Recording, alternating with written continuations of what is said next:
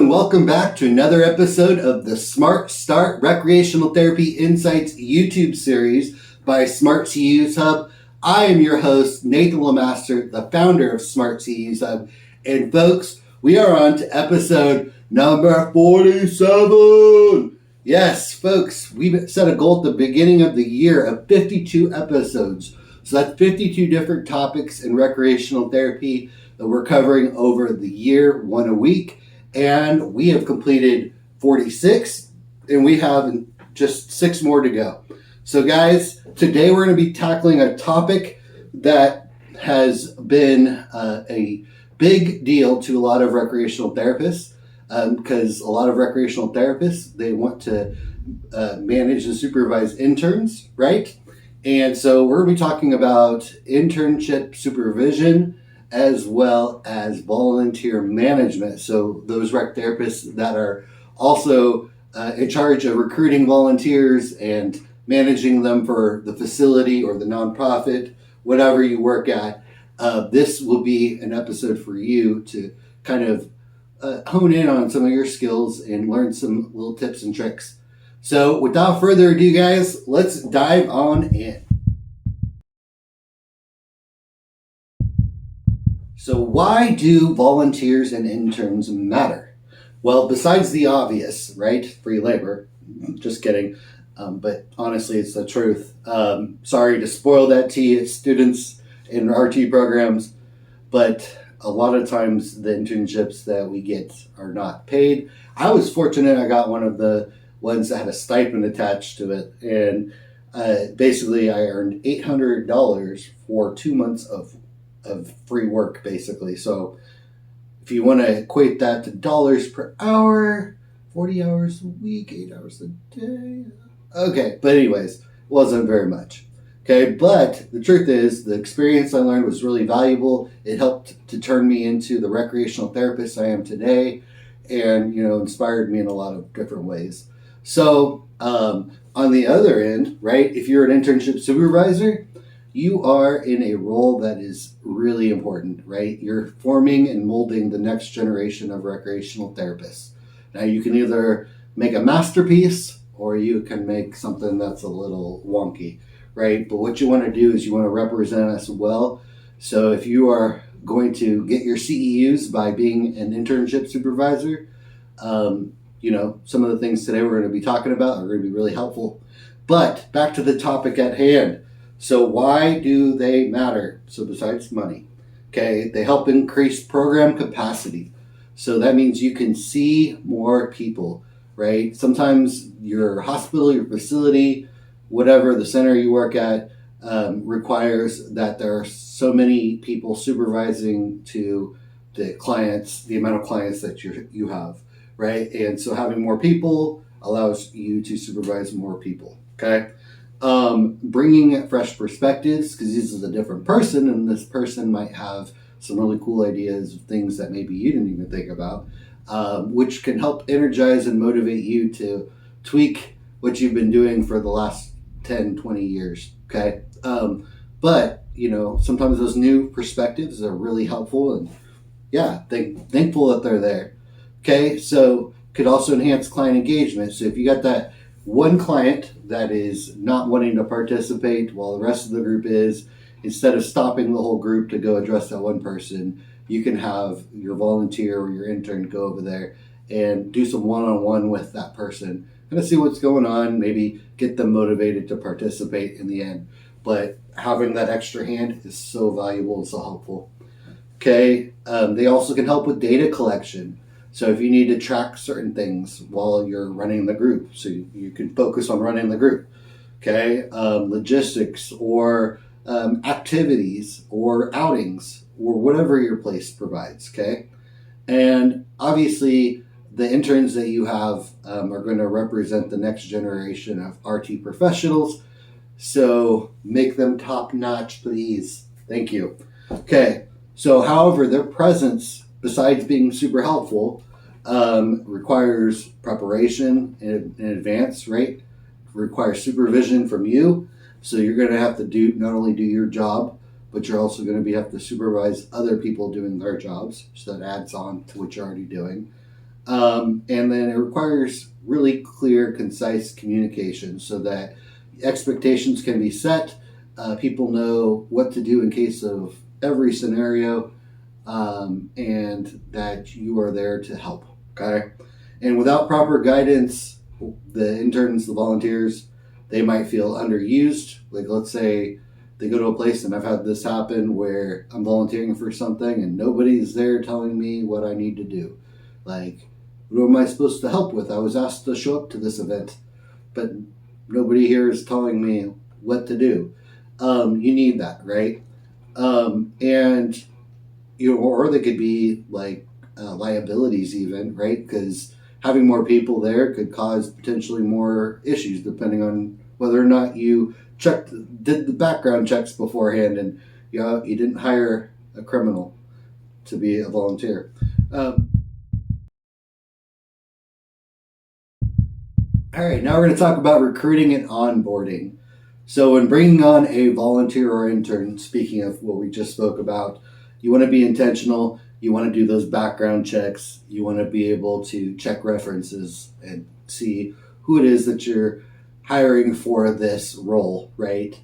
And what you should include in your process, some things that you should include. Clear job description, so letting them know what it is you want them to do.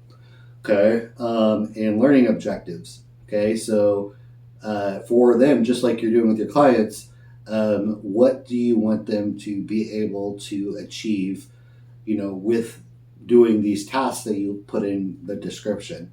Okay, what are their learning objectives? What are their growth objectives? That's a great thing to do with anybody you hire, whether they're an employee, contractor, volunteer, or intern. Okay, then you should also include an interview with the person, so they're not just coming on board and you don't know them from Adam, and a screening process just to make sure that they are legit. Orientation, they need to know what's going on at the facility, what the goals are, who they're going to potentially work with, and all that. So you should have an orientation to the facility and the specific things of importance there. Okay, safety procedures also, and expectations. Okay, set those expectations at the beginning.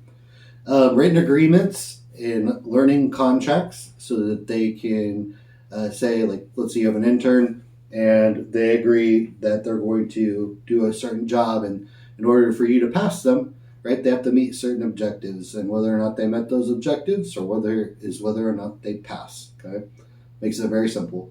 And an introduction to clients and other team members so that they know, they feel comfortable. They know everybody that they're going to be working with. They're comfortable with the facility, and the people that are the fortunate ones of being clients of RTs.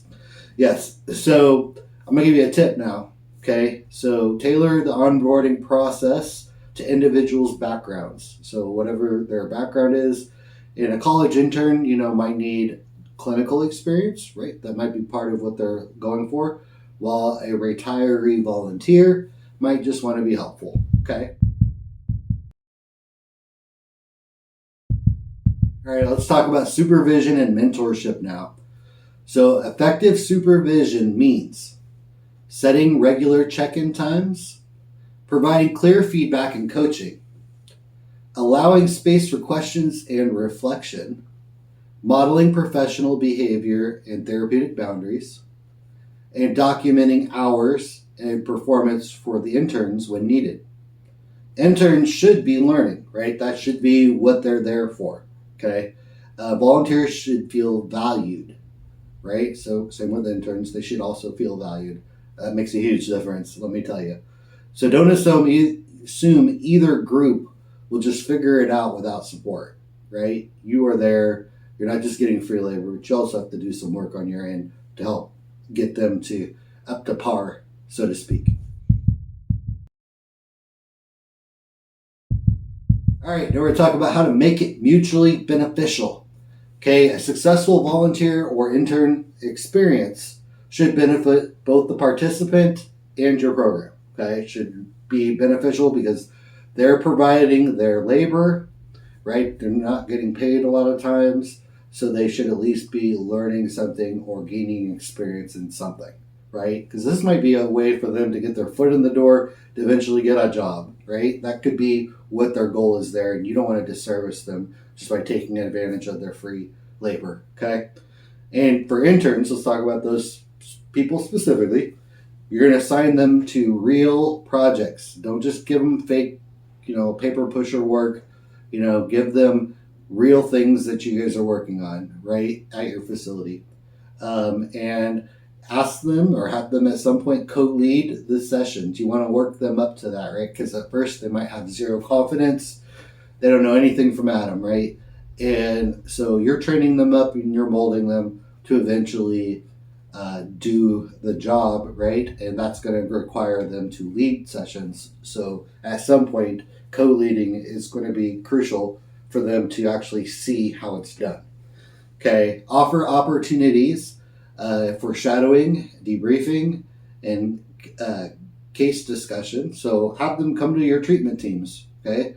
Have them sit in and ask questions, or maybe you just listen while you speak and the other treatment team people speak. You might also have them shadow other disciplines in the workplace to see kind of how they work, what their jobs are, so maybe as a recreational therapist how you can best fit in and fill any cracks.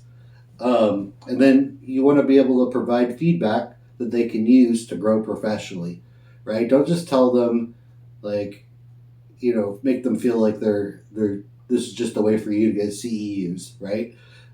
Treat them like people, treat them like the next generation, right? This could be somebody that you work with later down the line, at another place, another job. Maybe one day they're going to be your boss. You never know. That could actually happen, okay? So give them this valuable feedback so that they can continue to grow. Don't leave them hanging. All right, now we're going to talk about volunteers, okay? So volunteers, you want to recognize their contributions, right? They are doing this out of kindness of their heart or for some sort of learning or some sort of, help, right? So recognize what they're doing and be specific and just say, I really appreciate that you did this today, okay? It goes a long way. Okay, match them with tasks that match their strengths. So if you get a chance to get to know the internships a little bit better and kind of see what their interests are and why they're wanting to volunteer, you can kind of maybe pair them up with, let's say there's a person there, let's say a nursing home, and I had this program called Seniors Helping Seniors. So, and what it was seniors in high school helping the seniors that were in the nursing home, right? And it was mutually beneficial. So the volunteers were the high school seniors. So I paired up with a school, and then they did this, right? They were able to read with clients. They were able to play games with them. They were able to, just talk and hang out with them. And you don't know how important that is for people that are in nursing homes when their family doesn't even come visit them half the time, and they are, just sitting there not with really anything to do. Okay, and you going there and getting that wisdom from that older generation who's been there, done that, is super beneficial to those high school students. So it was like a very win-win scenario. Okay, so and you want to include those volunteers in team culture. Okay, make them feel as part of the team. Don't make them feel as just these guys are just the volunteers, right? They're all in this together. You want them to come back, right? If they feel part of the team, they're more likely to come back if they feel appreciated as well. So, all right, pro tip, okay? If you find someone who's amazing, a volunteer who's amazing, keep in touch, right? They might become a future hire. You never know. All right, let's talk about some legal, ethical, and professional considerations, okay? Always remember, interns should never replace certified staff. They are not prepared yet. They haven't been in the field. They haven't done the job. Okay, so they cannot take over for a recreational therapist, for instance, a volunteer. Okay, that our jobs cannot be done by volunteers. Okay, volunteers must not provide services they're not qualified for. So if they are not CPR certified, they shouldn't be doing CPR. if they aren't able to drive a bus for an outing because they don't have the right driver's license for that, they should not drive the bus. Okay, these are just some common sense things that you should be thinking about. Okay, confidentiality and HIPAA laws apply. Okay, so these are volunteers. So if they're coming there, they need to be signing the consents to not share personal information because they're agreeing that they're going to might be exposed to HIPAA sensitive information. Okay, proper documentation of hours and evaluations is crucial. Okay, make sure that is being taken care of because if you didn't document it, it didn't happen, right? And that can cause problems. Okay, so partner with universities. That's a great place to find interns or volunteers and follow your organization's policies regarding interns. Okay, ethical supervision is part of our professional responsibility. Okay, now for some wrap ups and takeaways today. So here's what you should remember from this YouTube session. Okay, volunteers and interns can be a great asset, but they also need structure. Okay, prepare well, recruit, onboard, and orient always. Okay, provide supervision that empowers and educates because they're giving you their free labor. It's your responsibility to educate them. Okay, make their experience full. All right, make their experience meaningful. Okay, and for them and for your clients. And respect legal and ethical boundaries for the clients. So if there's certain things that are really sensitive, maybe having that volunteer is not a good idea. That it could cause more issues. All right, make their experience meaningful, and that is for the interns, the volunteers, and the clients. Okay, and respect legal and ethical boundaries. Okay, you don't want to, have a volunteer doing something that is considered illegal because they are not prepared. Okay, and when done right, managing volunteers and interns can be super beneficial and elevate your practice to the next level and the future of recreational therapy because you're setting that example that they will live up to, hopefully, when they're out there in the field and maybe managing interns one day themselves. All right, so next week, episode number 48, we'll be going over advocacy and marketing for recreational therapy. So this is some skills that you can use if you're really big into advocating for the field or marketing your programs or your business. We'll be going over all that stuff. It's not stuff that you're always taught in school. So guys, I hope that you are going to show up to that one if you are interested in those topics. Okay, so if you liked the video, as a reminder, as I said at the beginning, please hit that like button, right? If you didn't like it, don't hit that like button. I don't want your likes, okay? I want likes, actually. Yes, please like the video, and please hit that subscribe to the channel, and then share it with your friends so they know about it. Guys, thank you so much for tuning in, and thank you for allowing me to put these out here every single Monday. And we're getting on our way to the end of the year. And I hope you have a good rest of your week. And as always, recreational therapists, stay classy.